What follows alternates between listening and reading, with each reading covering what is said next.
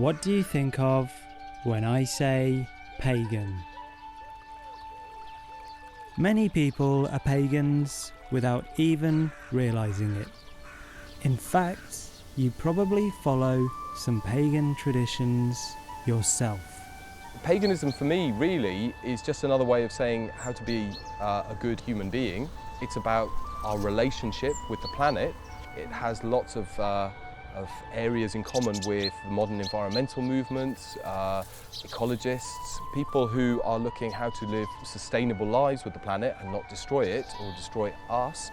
But it's really old. Ideas of mankind living in harmony with the planet really goes back to the first record we have, which is 40,000 years ago. There are many types of paganism. Shamanism, Druidism and Wicca are some of the most common. I consider that a Druid is, they believe in magic, but they've got a kind of ethical code. I think my belief is probably confusing to many people, because rather than believing in a God that's separate to oneself, I believe that all of creation contains material, energy and spirit. And in effect, we're inside of God, we're part of God and God's part of us. So paganism is rooted in the natural world and in the rhythms of the natural world, which are determined by the position of the sun and the moon and the planets around Earth. So there are 8 major festivals that begin with Imbolc, which is the festival of the 1st of February, and traditionally that festival is really marked by the snowdrop, or the first milk from the lamb. The next festival from that is one of the 2 equinoxes, which comes from the Latin meaning equal night and equal day. And that's the spring equinox of March the 21st.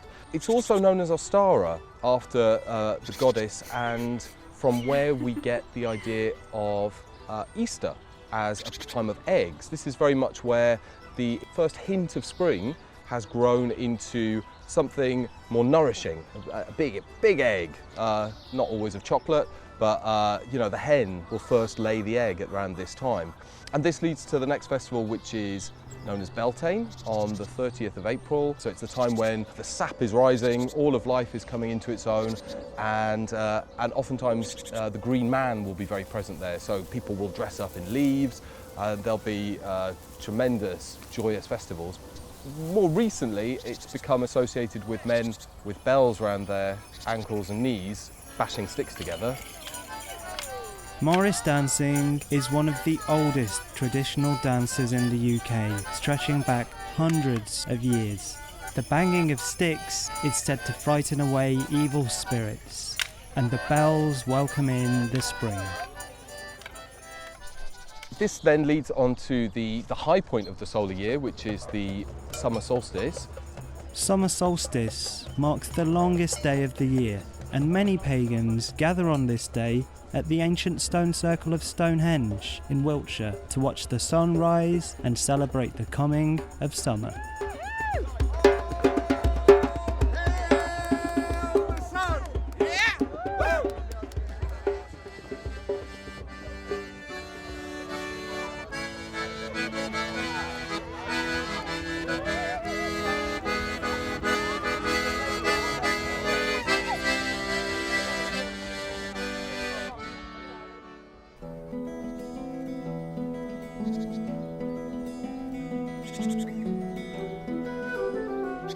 The next festival, Lunasa, is the time of the first loaf and really symbolises the beginning of the harvest, which will then reach its high point with Mabon around autumn equinox of September the 21st and 22nd.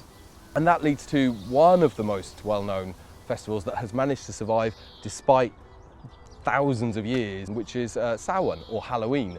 Traditionally, this is the festival where we remember all the great things that have happened in the year, and we honour the dead and our ancestors, and we do so with all the materials which are around us, like giant pumpkins, which tend to come to fruit around the time of October the 31st. And finally Yule, which we know of as Christmas, which is the winter solstice and the time when really the land has gone to sleep and the sun is at its weakest, the night is at its longest, and it's really a reminder that we need to come together at this time of darkness, and we need to feast, and we need to have fire, and we need to drink, and we need to, enjoy all the fruits from a successful harvest and celebrate each other. Many well-known pagan traditions, such as the Easter egg, Christmas trees, holly and ivy, have survived to this day in the Christian church. As Christians, we have our own particular kind of relationship with the environment in which we live. You'll find, if you ask many Christians, that the place where they go to get their inspiration is to the top of a mountain or perhaps beside the sea. Where we perhaps differ is that we don't worship them. We might find that they cause us to worship. The festival of the winter solstice has lots of symbolism which is really rooted in pagan culture. The idea of candles, the idea of the simplicity of light at this time of darkness. Also of trees, of the holly and the ivy, the idea of berries, the red and the green that is so commonly used as Christmas decoration, being the red berries and the green leaves. And also the Yule log, which was typically the first oak log that would be brought into the house to be burnt, and a very, very sacred magical object, which has sort of migrated now into the Christmas tree.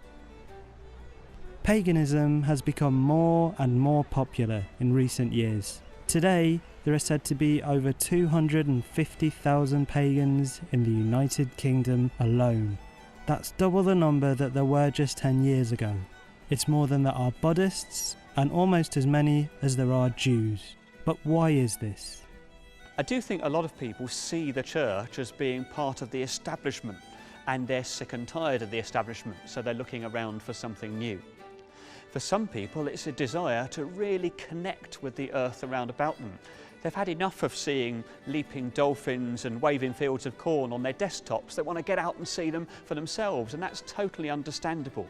I think definitely film and TV is having an influence with stories like the Harry Potter series, where J.K. Rowling is very cleverly involved, very magical, very pagan symbols within the narrative, and many, many more things besides. Doctor Who, The Lord of the Rings, The Hobbit, which all are coming back to help us reconnect with nature and with a more magical way of living.